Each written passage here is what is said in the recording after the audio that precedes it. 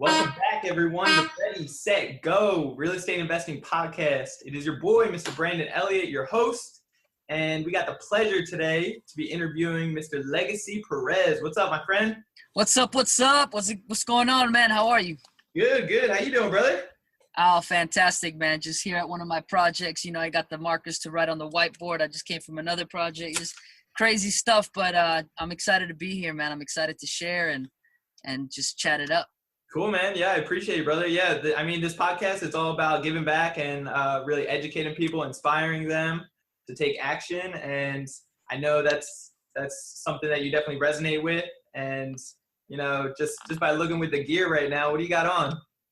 You know how we gets down, baby. Got behind the movement. Ooh, ooh. So my whole life, I've always been a big fan of obviously movement and dancing, but I feel like everything that we do, whether it's real estate, business, whatever, relationships, it's all about movement, like energy. And I started from scratch, and it came from dancing, but then it developed into helping people to figure out who they truly are and embrace that inner self and be the best you could possibly be. So everything that's behind the movement, your why, your what, your how, the mindset, everything on the personal development and being able to achieve and attain the results that you want. So we're helping people on a daily basis with every aspect of their life and business. Yeah, man, that's awesome. I love it. So for those out there that don't know, give a little bit of a rundown from, I know you're from Miami. You're like a B-boy champ. Hell! I'll give you guys some context. So I am originally from Miami, born in New York. My family's Colombian. So I'm a B-boy. Obviously, I started break dancing, B-boying when I was like 15, 16 years old. And for me, majority of it was I just wasn't good in school. And at a young age, I developed a physical twitch because my mom and my brother left the country, and I didn't understand why. And I had anger problems, and I was so upset. And so I developed a twitch. And then when I got to high school, I started twitching even more. And then what I would do is I learned dance to cover it up. And every move that I would do would turn into every twitch that I would do, I'd try to cover it up and mask it. And through that, I became the best dancer in the world. And when I say that, I don't mean like the skillful dancer, but I was like, I'm going to make a living dancing. And so I decided to pursue dance as a career and learn the business of dance and learn everything that it has to do with agencies, moving to Los Angeles and getting multiple streams of income dancing as a dancer. On stages with Chris Brown, Gwen Stefani, Mariah Carey, Christina Aguilera, Tony Braxton, Justin Bieber. I mean, you name it, every pop artist. I've been, Black Eyed Peas. I've been a part of some type of AMA, VMAs, the Video Music Awards, Rock and Roll Hall of Fame. So many things in dance. But primarily, I'm a performer that learned from the street. I grew up in not a great place, Miami, but it was more like Cutler Ridge. I almost got kidnapped. And then from that moment, it just kind of sprung into my mind that the dedication and discipline and everything that I put, every ounce of passion and pain that I put into learning to dance, I took that and translated into another thing, which was real estate. And all of a sudden it's like, it's blown up. And it's not that I'm anything special. It's just that I'm able to channel and transition the right way by taking my gifted talents of whatever it is, whether it's people, meeting people and communication, to performing and being enthusiastic. And I take that and put it into real estate, and all of a sudden you got a badass real estate investor that cares and loves about what he does, and transformation. Oh yeah, I love it. So your story as well, just coming from Miami out to Los Angeles, was kind of was a crazy one at that, right? Yes. Yeah. So touching on that, so I was sitting in a movie theater in 2004 watching the movie You Got Served. And I loved it. It was like really cool until I saw a guy doing a move that I was like, that was what I was known for. And I saw it and I'm like, man, that's crazy. Like we're my friend and I, when I say we're, it was my best friend. He was like, man, we should be on the big screen. I said, yeah, man, that's messed up. Like, how do you, like, we're just as good as them. Why aren't we there? He goes, we got to move to LA. I got up, popcorn spilled, and I ran out the door. He's like, where you going? I said, I'm moving to LA, man. He's like, nah, we're going together. So we left, packed the car up, $240 in my pocket, drove from Miami to Los Angeles. Nobody told me that wasn't enough money for gas. So we ran out of gas in New Orleans. Decided to Bourbon Street. We started a street perform there, and decided to do that for money. And we made $600 that day. And then we stayed at a hotel, continued the journey, got to Los Angeles 4 days later, and went to Third Street Promenade. And we were like, this is perfect. This is where you have to be. And then right when we started performing, we got arrested because you need a permit. So the guy let us go. He's like, oh, man, you guys, you're not supposed to be here, you know. And we're like, we're from Florida. We don't know. So he let us go, went to City Hall, got a permit. And then from that moment on, literally the first 30 days, we walked into an agent's office and submitted our stuff and was like, we want to work in the business. And they're like, okay, cool. 30 days later, a commercial. 20 days after that, there was a video, a music video, a TV show. I did some stuff for the Wayans brother, my wife and kids. I did a dance flick with the Wayans brothers. I did Gwen Stefani's world tour exactly a year later, world tour when I toured with her for about 3 years, on and off, but it was like her 2005 and 2007 tour, Harajuku Lovers and Sweet Escape. And then we did some stuff with Chris Brown. I taught him, and I was in his Run It video. And so there's so much. But from the moment that I decided to leave Miami, I said, I'm going to get there and I'm going to burn my boats, and I'm going to succeed no matter what. I don't care. And I think that mindset of not knowing what the fears were or not being prepared allowed me to get to an obstacle and overcome it and get to, nope, you can't do that. You can't make money dancing. You can't make a living dancing, and you definitely can't make six figures dancing. And I objected all of that and said, yeah, right, watch me. And through the business and through the 13 years I've been devoting to dance, I was able to generate multiple six figures as a dancer, yearly, consistently. Oh yeah, that's crazy. I mean, the persistence in you and just the drive, that's crazy, brother. I love that. Thanks, So man. you were even on So You Think You Can Dance as well, the TV show? Oh yeah, in 2009 I got on that show, and I was just like, that happened really, really quickly, but it was amazing because I got on the show, and everybody on the show is some degree trained, and I was not a trained dancer. So when I got on there, I started doing ballroom and contemporary, and it was just weird. But I think the passion for what I have and what my craft is and what I do translated into every other dance I did, and the world resonated with it.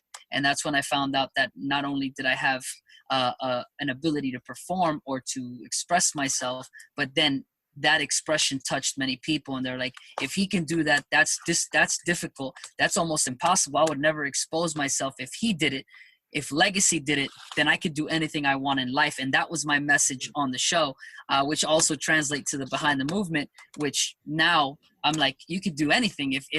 If you're in a position like me, no high school education, no college, dropout. I worked at tire shops. I was a mechanic for a little while. I tried to do so many things. I tried to do massage therapy. I didn't have my diploma, so I couldn't get my license. It was just like failure after failure after failure. If you can go through that and have your ability to go, I want to learn something new, and have the discipline, the passion, and the desire to do it, then I feel like the world is just missing out on the things that they could possibly be doing right now by just jumping off the cliff and building wings on the way down.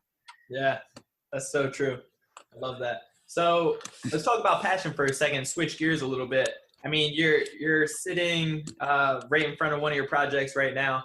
How did you transition into real estate? Okay. Cool, crazy story. Yeah. Yeah. So obviously when I look at the house now, like, I feel like, I get nostalgic and I feel like crying because I remember it wasn't too long ago before I had a property, or various. I have about 5 or 6 at the time right now. 2 were just sold. 2 were just sold in Miami. We have this one, 2, 3, 4. So we have 4 ongoing projects right now at different phases. And the way it started was I used to be a seminar junkie. Not too many, like maybe I would say 5 total that I've been to before, or 4 before I committed to one. Yeah. And I would go, and I'm from the street. That was my ego. talking and saying, oh yeah, I know it all. Nobody can take my money, and I don't pay for knowledge. I could just go get it from YouTube. And ultimately it came down to me sitting in a room, and it was a seminar, and I was like, oh, I don't know about this. And then all of a sudden it became the speaker I connected with and what he was saying. And it was like in a point in my life where things just coincided, which aren't coincidences. They're like destiny. And it was just like so many things made sense for me at that moment that I said, this is my life-changing moment. This is a defining moment in my life. If I don't take the opportunity, I will continue to do exactly what I've been doing for the last, 15, 20 years, 30 years. So in my mind, I'm like, if you continue to do what you've always done, you'll continue to have what you've always had. Same result. And so I made a decision to invest in myself, with a mentor, with a team, with online education, with like obsessing over this program. And little by little, my business partner, my other half, and myself decided at that moment. She was like, yo, I don't really care about real estate. I'm just here to support you, take notes. And I was like, well, and then the information made sense. And it was like, wow, this could be good. And so we've started, and she loves, my business partner loves to do remodeling, like meaning the design aspect of it. I love meeting the people. I love making sure that we can get something negotiated for a lower price. I'm the one that likes to communicate and say, this is an investment, go get the money. I raise the capital, I do the selling. So I do the buying, selling, and she does everything in between. So ultimately it's just knowing where your team is, what your strengths and weaknesses are, and actually capitalizing off of it. Yeah. Let's talk about, you brought up mentorship and coaching, just constant education, because I think we all come from that spot where we all think that we could do it, or at least speaking for myself, I definitely went down that route of, on the internet, everything's out there. So I was on YouTube a lot and podcasts and a bunch of other things, just trying to soak up as much.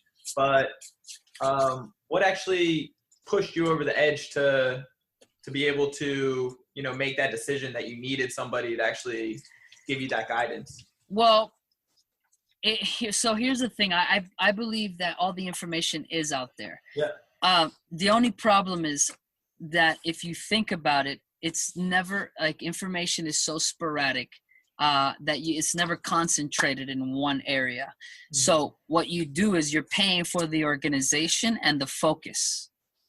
And so I didn't try to go learn it anywhere else. That was just my first, like if I'm going to do this, I'm going to do this the right way. And what snapped it back into my brain was the day I started dancing, I found 2 or 3 people that were really good. And I was intimidated by them, but I'm like, I'm going to go hang out with them. And I didn't really want to hang out to like be friends. I hung out with them because I was like, man, I think these guys are advanced in the way they see movement. Yeah. I just want to learn. And then through that became friendship. And then through friendship became, oh, wow, I'm being actually taught. And what was more important was what they were teaching, I was able to grab, sponge, and emulate and create my own version of what I was learning. So I'll give you an example. I was doing windmill, flare, swipe, 3 dance moves. And so my boy would do it. And then I was like, I wonder if I can reverse that and go this way, flare, stop in the air, go the other way, windmill, and then stop and do swipe opposite. And all of a sudden I created this crazy style where it's ambidextrous. You do one move one way, move the other way, move the other way. And I innovated that during that time, 1996, 97, 98, 99, which allowed me to win competitions. So it's having the people that are doing already what you're doing, and then putting in, okay, I'm going to learn, I'm going to implement, and then I'm going to add my flavor. And that's the key. I for a long time was fake with myself, meaning I've always been genuine to everybody, but I'm like, I'm from the street. So if I'm going to do business in real estate, I have to put on a suit and tie and act like a businessman. And unfortunately, when I did that, I became this very serious, like, I'm not going to smile. Yeah. Because I'm doing business. Yeah. And one of my mentors said, hey, dude, like, people love you for you because you're like excited about life and you're expressive. And he's like, where's that guy? And I'm like, oh shoot, I was totally thinking I had to put on a suit. Like I go to business meetings with behind the movement shirt. They're like, what is that? I'm like, I'm a freaking dancer, dude. I'm like, I freaking know how to dance, but I'll flip a house real quick because I have the knowledge and I have the certainty and I have the self-confidence. And I think those are components that are very vital in your growth and in your business. Just personally, like screw the business aspect of it. Focus on what your personal being feels happy doing. And then that's what will carry into anything that you do. Yeah, man, I love that. Okay, let's switch it all over into Jeff's real estate right now. And you did jump into some education part, with some mentorship. And what was it? It was what was the group that you joined with? Oh, Fortune Builders Mastery. Okay, Fortune Builders. Okay. And what year was that?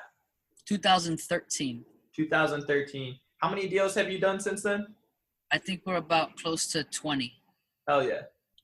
And when I say 20, I just want to clarify something because a lot of people do, hundreds of deals a year, right? They're in Detroit and they're doing, and not to knock them, but they're doing, 5 or 6 at the same time. And the profit margins, like we're doing 4 right now that are, one is a 1.7 purchase price. The other one's $1 million purchase price, a 1.2 purchase price, and like $1 million purchase price. So these are, I've got like, I'm like $6-7 million in debt, good debt, obviously good debt. So it's important so that the hard work that I've devoted and everything that I put into it, the outcome is how much risk can you avoid by understanding your systems, and also how much you can leverage and go, wow, the jump that I've done in real estate from 2000,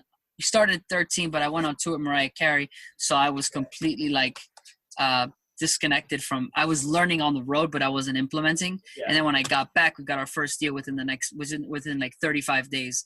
We had a campaign, somebody came back and we're like, wow. And it started immediately. So if I would have stayed here and not gone on tour with Mariah, or I think, Mariah, or I did go to Vegas for a few months to work with Steve Wynn, at the Wynn creating a show, I would have been doing real estate way sooner. So these 20 properties are all within the million plus. There was one that sold for $3 million and one for $6.5 million. Okay. So you're definitely focusing on strictly the high end kind of luxury homes? Not focused. It just kind of happened naturally.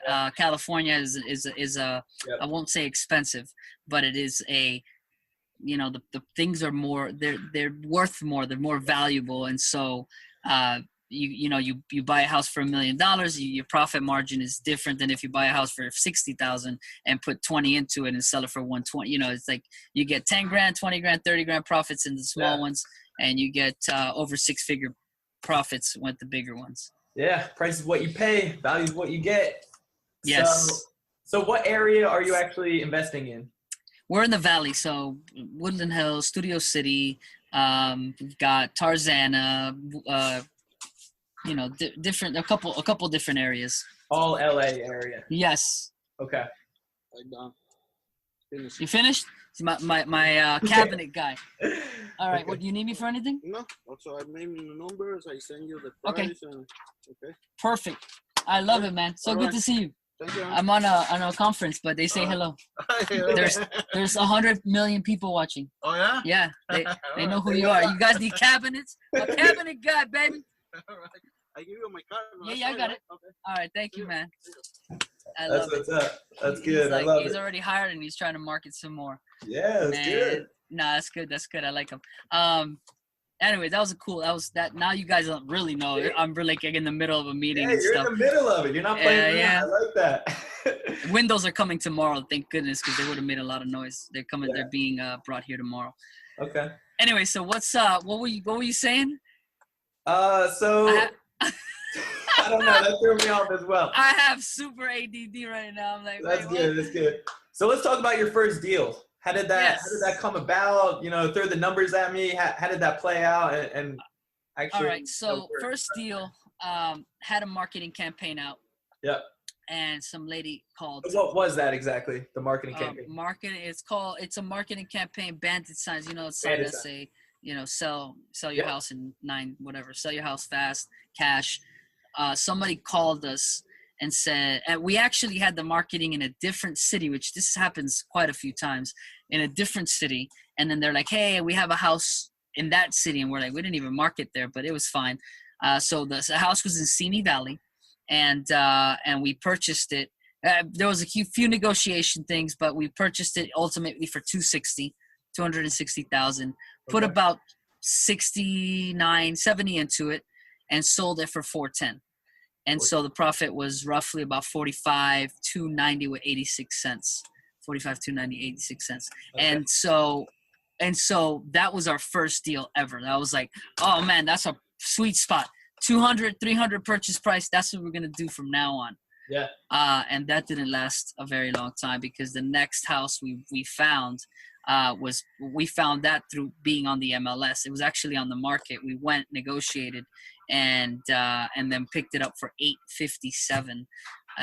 Incredible. From $260 to $857. I was like losing my mind, because mind you, I'm from the street. I had never done a deal. I had never done a big deal. I thought, you know, $10,000 was like a lot of money, meaning $10,000 in perspective could be a lot of money. Like $10,000 a lot of money right now? Yes.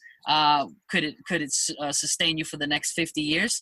And could you retire off of 10,000? You'll say absolutely not. That's like pennies. Yeah. So when you put it into perspective, I didn't have the devaluation of money to go, oh, don't worry, cabinets are $20,000 or $10,000. I was like, what? Cabinets are what?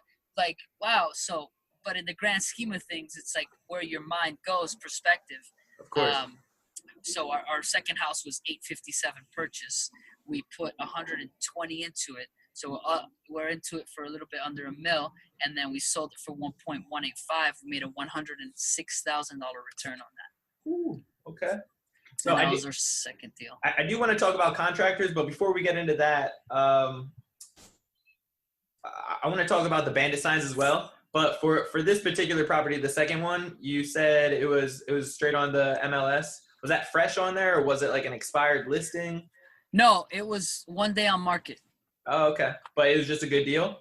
It was just so there was a lot of I'm always a big fan of how to create, and this is like a private thing, but I'll share it on here because I know that your people are awesome, and I would love to give advice to them.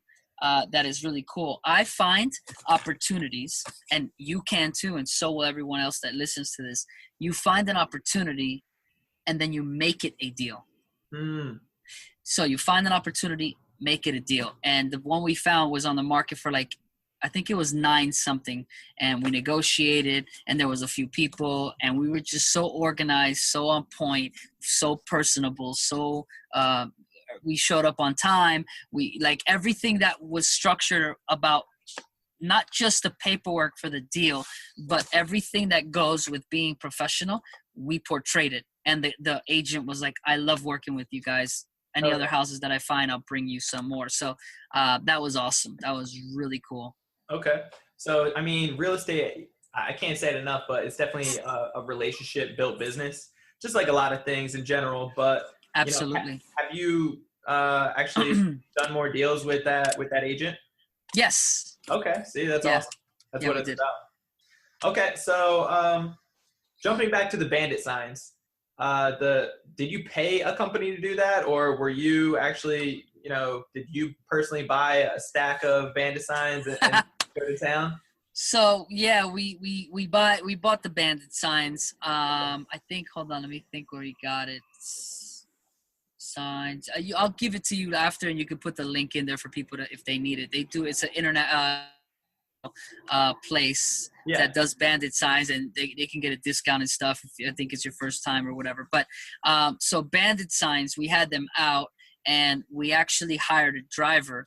But what we did was we drove them first to find out how long it truly took. so that to find out the exact timing it took to do every region. And so we did that, and then we hired somebody and just taught them the first couple signs, and then that was it.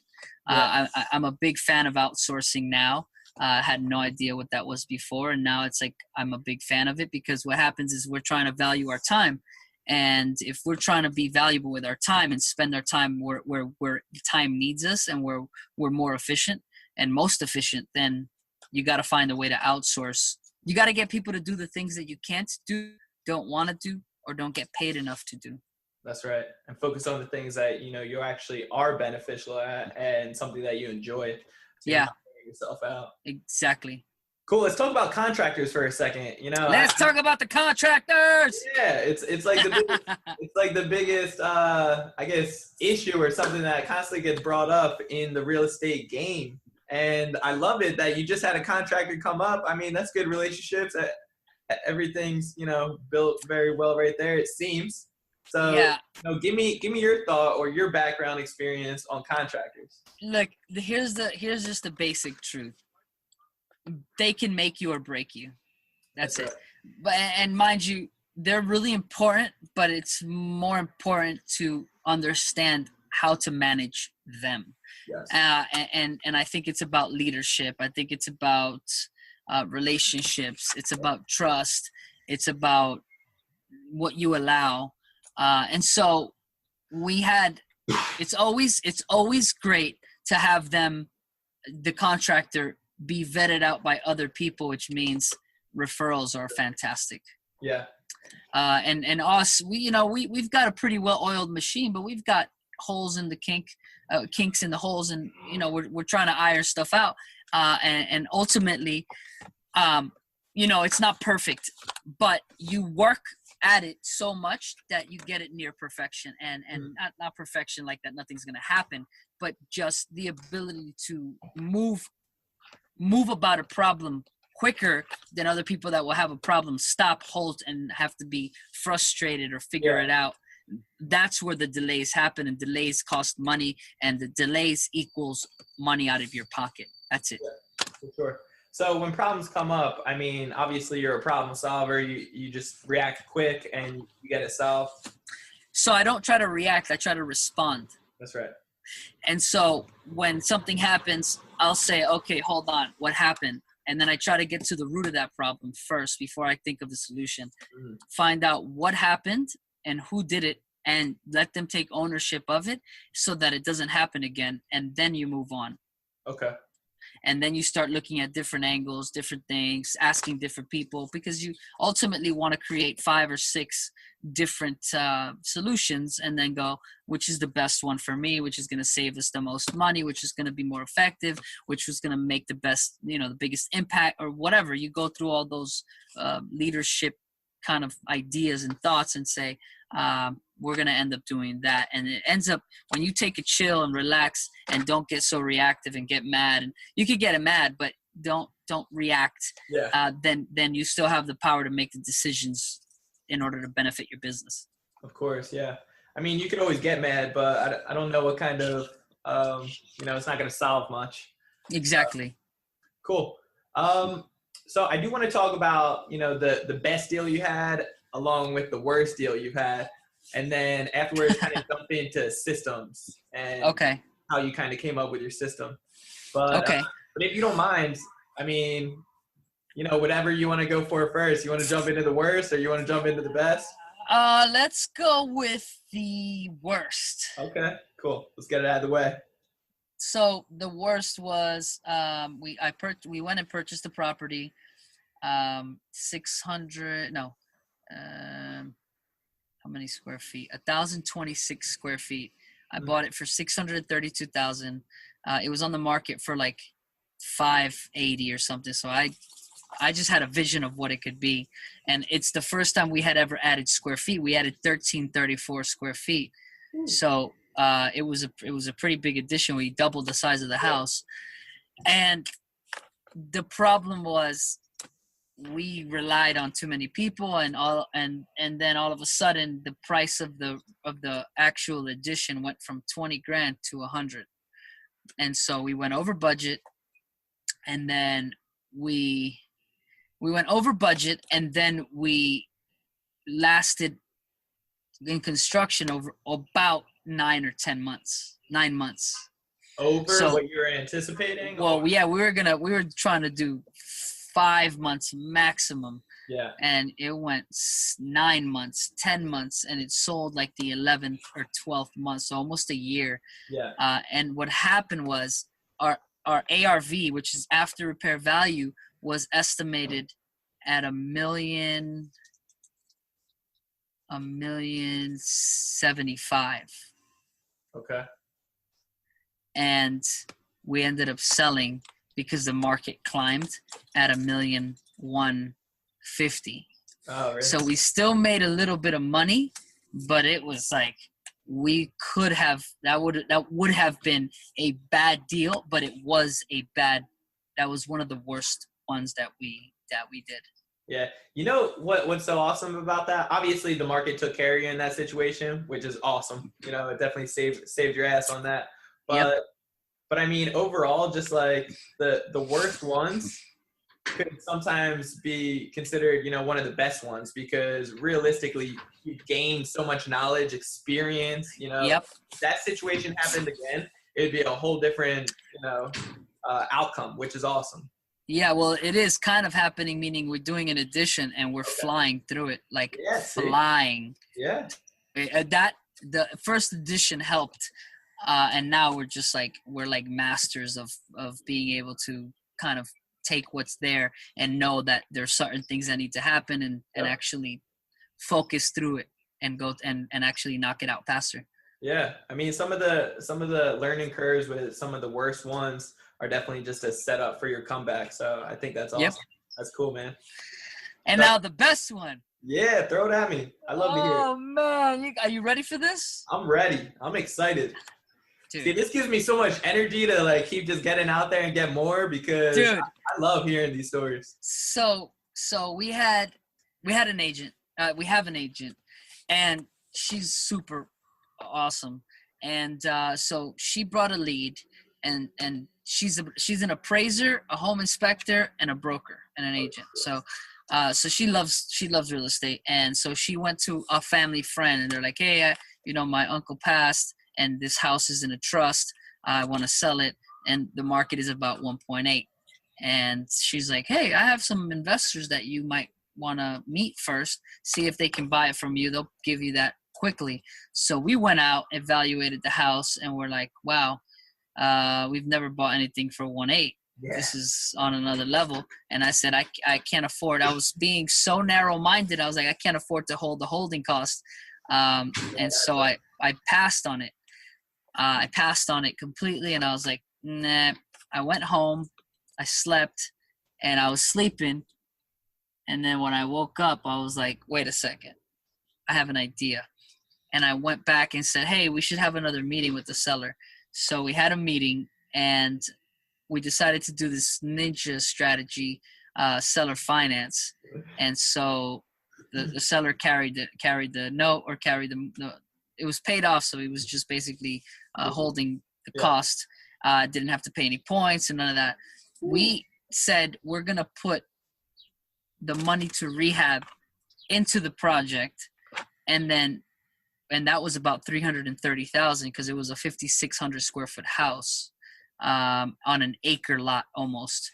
Wow. And so we were like, all right, cool. And our after repair value was 2.3 to 2.5 was like the range, and 2.5 was on the high side. Yeah. And so what we did was I brought an investor alongside me to put in the 330. Okay. We put the effort in, the work. It was about 5 months total, 6 months total, meaning 3 months of rehab and then 2 months to sell, or 30 days to sell.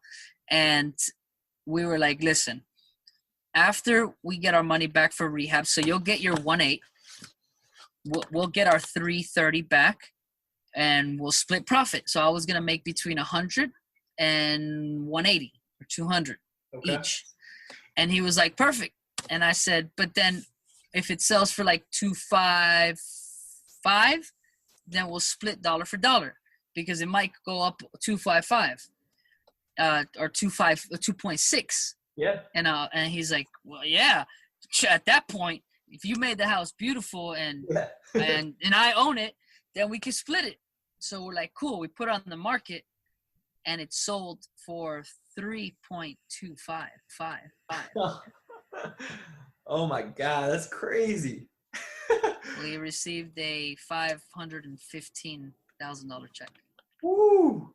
Okay. And that was insane. I mean, if you could imagine the power of like The Secret, meaning like putting energy. We took a fake check, a little secret from, you go on the website The Secret, and took a check and said like the universe, and we wrote 500,000 like 10 months before, not knowing anything, and we put it up on our vision board. And then when we got the check, I forgot about my vision board. I came home and I was taking a picture of the check, and then I looked up and I saw the board, the vision board, and I was like, wait a second, what? And I walked up to it and I lost it. I was just like, wow. Like I was happy, but then I was angry. I was happy because I'm like, oh my God, I can't believe it. And I was angry because I was like, why didn't I write $2 million on it? Oh, I love it. That's great, yeah, man. That's so crazy. So, right there, just that story alone, just, getting creative and thinking outside the box, obviously with the education that you got to be able to actually come up with something like that is just, I mean, it's remarkable. That's awesome. That's so crazy. Thanks, man. It was definitely fun and a blast to figure that out and have that under my belt now, under our belt. Yeah. So now what did that project look like? I mean, how long did it take? Was the seller really cool about the whole situation, or were they? No, he was super cool. He's a retired businessman. Cool. And he was just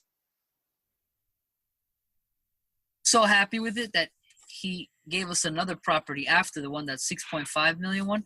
And he said, I wish I would have met you when I sold my house. I would have done the same thing with you guys. So wow. It was really cool. It was really cool to have him approve of what we did. And he's like, you guys are masters. And it's like, wow, it's the first time we ever did that. How could he call us masters? But it's, once again, mentorship, devoted hard work, and systems.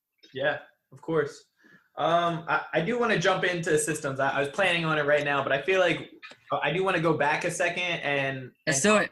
And talk a little bit more about the whole contractors. Like, how do you actually go about finding the right one, and I guess the system that you have into play to manage them properly? So we have a hiring system, and it's just a bunch of questions that are vetting, like, licensing, capital to work. It's like, it has so you got that, you got insurances, liability coverage. And so you want to make sure that these people have, one, a track record, two, you got to meet them and make sure that they're personable, that they're awake, that they're alive, that they're like, yeah, what's up, and that they know what they're talking about. And then you have to check their work. Like, get references and go and actually check out the references and be like, let me see your finishes, and look around and make sure you look at the details, because that is a reflection of what your house is going to look like. And if you find a contractor that's not good, or you don't vet them out, that's your fault. That's your responsibility. That's your lack of leadership. And so for us, it was asking for referrals, and we did. And we met new ones, and we called people driving by the truck, and we tried everything that you would try if you're obsessed with learning real estate. We called people. I freaking ran off the road and be like, hey man, hold on, let me get your number from your truck. I'm gonna call you. And they ended up, not being good, or too high priced, or not understanding the dynamic of what we want to do. And so that's a big component of finding a good contractor, is making sure you could get somebody that's teachable, moldable, still within what they know how to do, and teach them what you're trying to do, and then create a long-lasting relationship where you're both constantly giving and giving to each other and having win-win situations arise. Yeah. Now, the the documents and paperwork, the questions that you were speaking about just a moment ago, with Fortune Builders, is that where you got that? It's like 6 like papers. Critical documents, Yeah, 6 papers. Yeah, so the documents is already when you're working with the contractor. There's like coverage that allows you to be protected, but that's not what I'm talking about. I'm talking about the intro. We have a hiring system that has like, you know, a sheet that they can fill out. It has like their name, what they've done for how many years, their license number, and information sheet. So you can put a folder in and actually go, I'm going to do some research on this guy. I've got all I need right here. You don't have to sit there and ask them questions over the phone. You just do that. And then you say, oh, cool, they filled it out the right way. Let me have a meeting and see what else I can get from this person, meaning what other information I can get, go vet his work, and then you can make a decision whether you hire. So there's a process, a hiring system process that allows you to vet them prior to even meeting them. And that's important because you don't want to waste time. I've wasted hours of time sitting with somebody at lunch, and I'm like, oh man, now I have to stay here for the 30 minutes, and I already know I got a bad feeling. I should have done some vetting, and I should have known that this person is not on time, or you know, shows up a little late, or whatever the case was. I'm like, I could have saved myself some time. Yeah, I can actually think about as well, like asking a contractor to fill out kind of like an application. Most of them wouldn't like that, but then again, bingo. If they don't, then it's like those just aren't the crowd that you're actually trying to work with and build, you know, build your legacy with. Exactly. Yeah. Okay. Cool. All right. Let's talk about exactly. Systems. Let's jump into systems. Yep. Let's rock and roll. I mean, what does your system look like? How did you actually come up with it, and how do you just implement it and follow it every day? So for us, obviously, we copy the system. Meaning copy. There's a system already there in place, and what we've done was here's the part that becomes magic. For every area, for every city, every state, there's different things. And there's ways that you can do things, because what happens is when you don't know that you don't know, and then you start learning stuff and you start going through your growth chart, your unconscious incompetence, then your conscious incompetence, then knowing that you don't know how to drive, for example. And then you go into your conscious competence and you're practicing and doing and practicing and doing. And then unconscious competence, which is the not knowing that you know, which is automatic. Like when you drive now, you probably don't think, oh, I got to hit this and I got to move this, and here's the radio. Already get in, and you know where everything's at. So I think going through that growth chart, it helps you with constantly going, there's ways that I can improve. So the systems that we've created are within the bigger systems, and it's like, you know, project management, how to keep tabs on the way that we function, like the functionality of how a project flows. The way I raise money, I have a way of keeping my people in line, and there's something special that we do where we have someone come in and then we match their investment to just give them more like security, or for them to go, okay, cool, they're in the game too. So we do certain things that are within the systems that we've kind of created. Okay, nice. Now, I guess my next question is going to be very similar to systems, but to kind of like dumb it down for a beginner that's just about to get their first property, you know, what does that look like from start to finish in kind of like a blunt, you know, you don't need to get too far detailed, but start to finish on a rehab project? Yeah. Or just in general? Just in general, I guess, for you know, for any type. I mean, you just focus on fix and flip. On rehab, yeah, on flipping. Okay, so we don't need. We wholesale too. Okay. Hold on. I'll give it to you super simple. It's super simple. Yeah. The whole concept is learning vocabulary. You learn vocabulary first. However you want to go Google real estate words. Go to Barnes and Noble and pick up a little pamphlet that says escrow, real estate, what like acronyms. If you learn that first, Then it's learning the market, how to assess the market. And that's on a short topic. It's going, what is out there? How much do I need to, my repairs, how much do I need to put in? How much do I need to sell it for? And what do I need to buy it for? So those three numbers are key. What I'm going to sell it, what I'm going to buy it, and what I'm putting into it. And there's obviously formulas and ways to figure that out, but that's like the simple aspect of it right now, like the explanation. And then it's finding a property, evaluating it, putting in an offer, getting accepted, closing, having your team in place, starting construction, picking the materials, getting all that sorted, fixing it, going on the market, selling it, turning a profit. So that's kind of like the very green. Yeah. Go out there, learn how to speak about real estate, and like a little bit. You don't have to be like a master. Just practice with what you got, and then you learn how to evaluate the market, learn how to estimate your repairs. Then you go to purchase price, rehab, after repair value, like what it's going to be sold for at the end, and then the transition of going in between those things and finding the team to put it together for you, meaning to help you sell, to help you buy, to help you evaluate. Like there's people that can help with that stuff. And I think it's important to know that, because you can't do it all by yourself. I sure as hell, I'm sitting here saying, yeah, that's why I keep saying us, our, and we, because I'm not by myself. And I would never in my life have been able to accomplish this by myself. And when I say by myself, that doesn't mean that you need to seek the motivation of other people. You need to look for people that have a like-minded interest in what you want to do and attach yourself to those people, because that's where you draw ideas and implement shifts and changes in yourself that allow you to become the person you are wanting to be. Okay. Now, when you talk about team and everything, is there certain people, or do you want to shout them out, of people that have given you guidance along the way?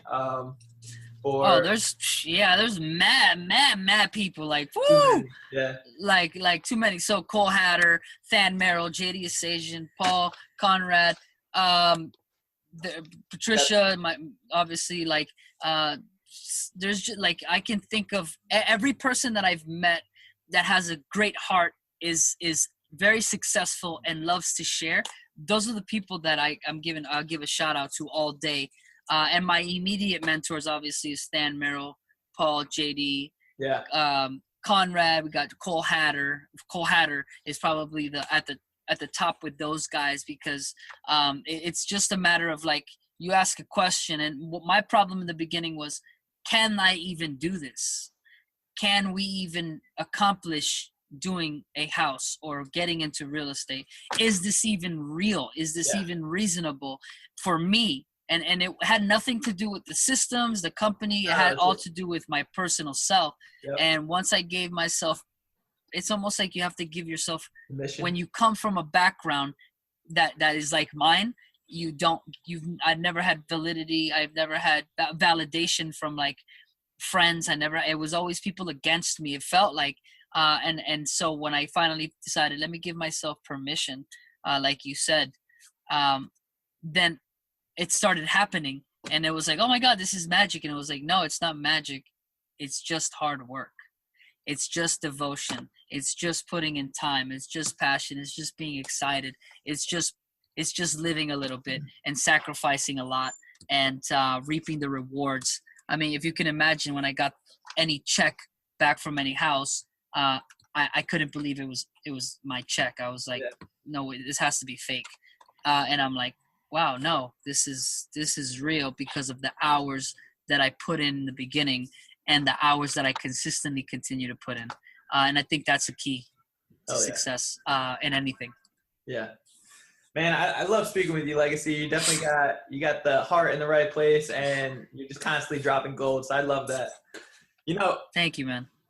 So you want to just give a shout out to exactly like what you're working on right now, the projects that you have going on? I know you mentioned you got a couple in Miami or in Florida in general? Yeah, two properties in Miami. They actually just closed, Just closed? and I received both the checks.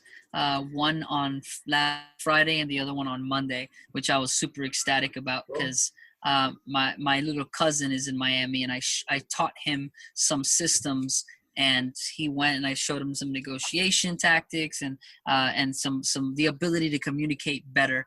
And he went and got a property, put it on the contract. I flew in, we bought it, started rehabbing it, went did something else, and found another one, and then finished that one, put it on the market, and they both sold. Yeah. Okay, that's awesome. So, what kind of projects do you have going on out here? I have a property south of the boulevard in Sherman Oaks.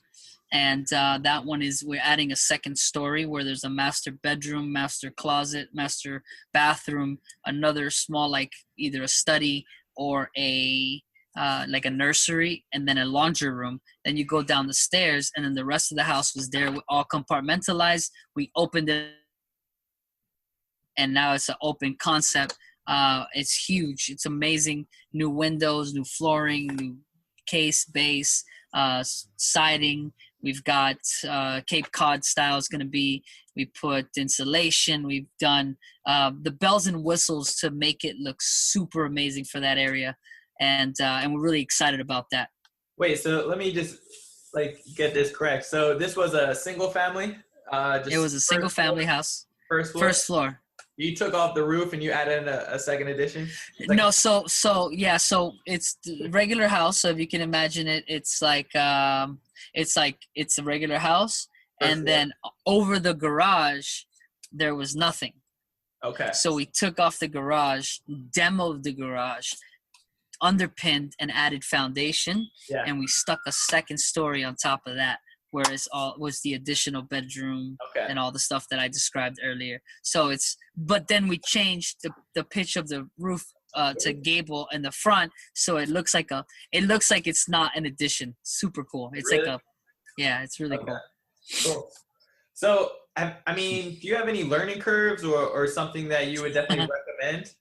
I'm sure you but. Yeah, when you say, I mean, there's obviously always learning curves. So, but give me one that maybe you think would be good to speak about, and I'll tell you what I learned or how I learned it. I mean, I've heard some people having issues with agents. Do you use any random agent? I know you have that one, but do you just stay focused with that particular agent? We have four agents. Okay. And I believe like all my men.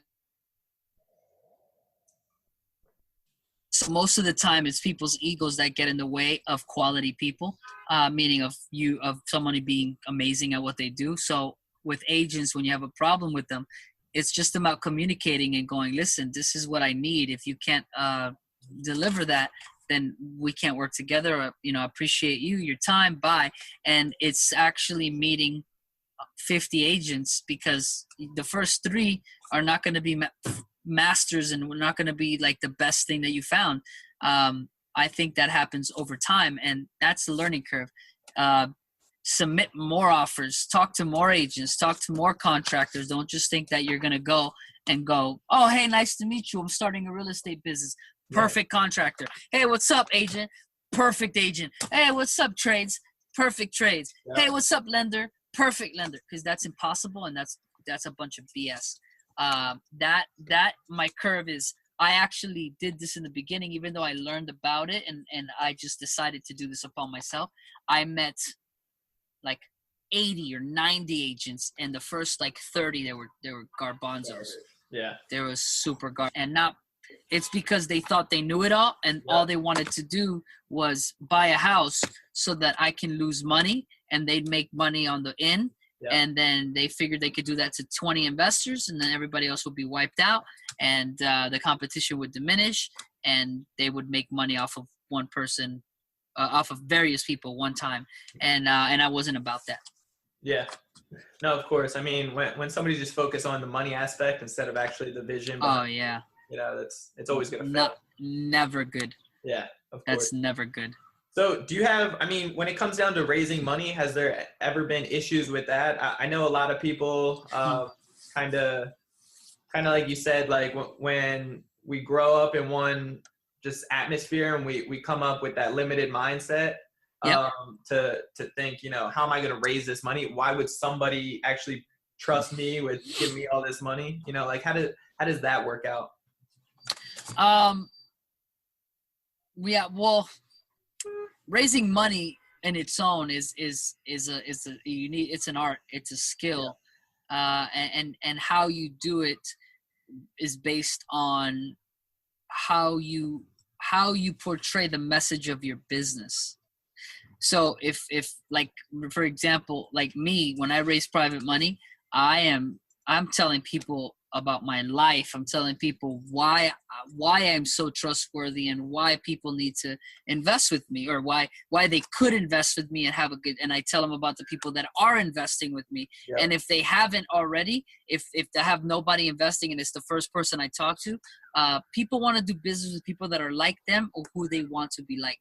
That's and right. So when I'm like, hey, I want to grow. I want to learn. I'm like hungry. I'm doing this. I've got systems. I got this.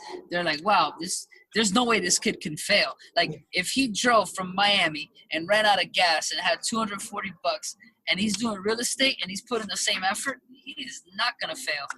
And I think that's the thing that I learned the most is once I was able to translate that into my business and show people what that was about, then people were like, I want to give you money. And then the other thing is people will give you money. There's money.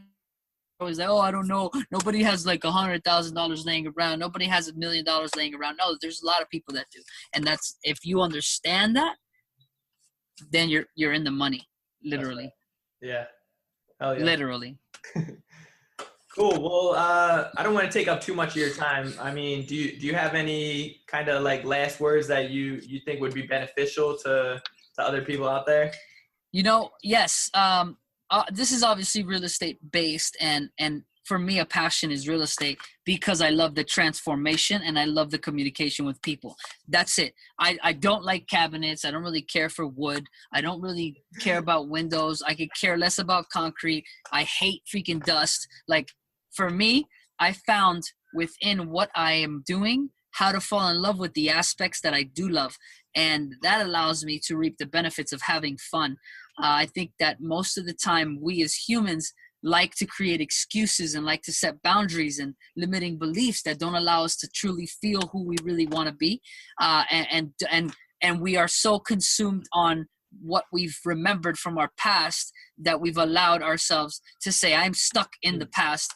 I can't move forward. And if you don't think about your past and come to terms with what happened and go, I am not going to dictate my life based off of my past experiences. I'm going to reframe my mind and go, I am now a successful business owner or person or flipper or real estate investor or professional dancer or doctor or whatever, fill in the blank with what you want. Yeah. And then from that moment, live life as if you were that person. Like Tony Robbins says, if you went into a coma today and you woke up and I was by your bedside and I said, hey man, or hey girl, you were at the top of the game. You had $17 million. You still do have $17 million in your bank account. You led a team of 500 people. You were so amazing. You were badass. You're intentional. You were living with a purpose. You're a real estate investor. You're a doctor. You're a dancer. That's what you were before you got knocked out. And there will be like, wait, what? And then what the question is, how would you carry yourself then? How would you dress? How would you talk? How would you speak? How would you feel? How would you react? How would you not react? How would you respond? So all of that together is like, wow, I want to reframe myself, act like I just came out of a freaking long sleep coma, woke up and I'm this person. Let me start being like this person, still maintaining the smile, the genuine, and the sincerity that you have as an individual, portraying that to the world and to the public, which is kind of our obligation. Yeah. Oh yeah. So what do you got going on for the future? What does your future look like right now? I am the future.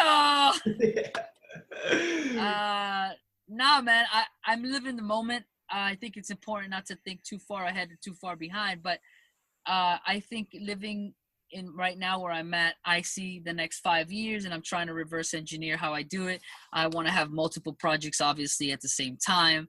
I want to make a certain amount per year, and I want to be able to help the community more and give back more, donate more percentage of my business, meaning of the profits that we make, to help other people, other families, my family. I want to retire my mom and dad. I want to be able to get some money for my kid, so when he grows up, he's working hard. I'm teaching him, educating him, but he's working hard to earn the money that I've worked hard to leave for him. And I really I'm focused on leaving. Philip McKernan says it best. Philip McKernan's amazing. If you don't know who he is, check him out. But he says, your legacy is not what you leave the world.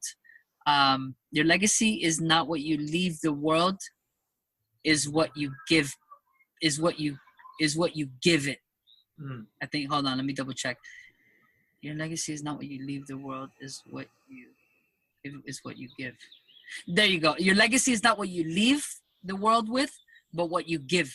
What you give, meaning right now, what you're giving to the world back. That's your legacy, because you're not going to be remembered for, if you go away, you're not going to be like, that guy had an amazing car, or look at that guy's house, or look at that guy's square footage, or, my buddy Cole Hatter always says, look at that guy's money. Nobody cares. They care about how you made them feel, and they care about how you impacted them. That's right. And I think that's really important. Oh yeah, I agree. That's good. That's good. Cool. So I know you have, I was going to say, how can people reach out to you, but you also have some things going on right now, right? You have your course? Yeah. So people can find me at Legacy Perez, LEGACY PEREZ _ on all my social media, or Legacy Perez on Facebook.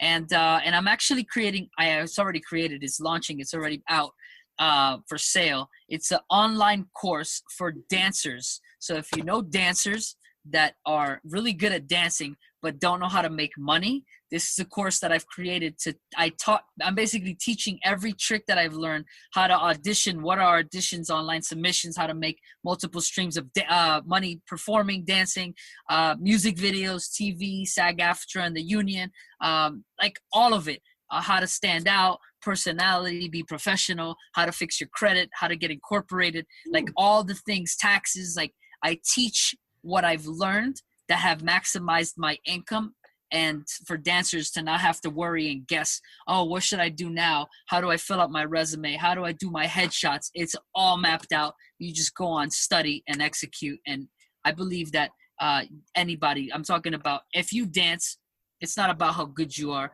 It's not about what you do, it's how you do it.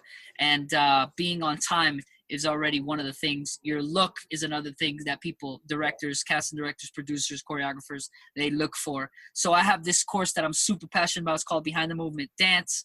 It's out now, and it's on my website, legacyperez.com.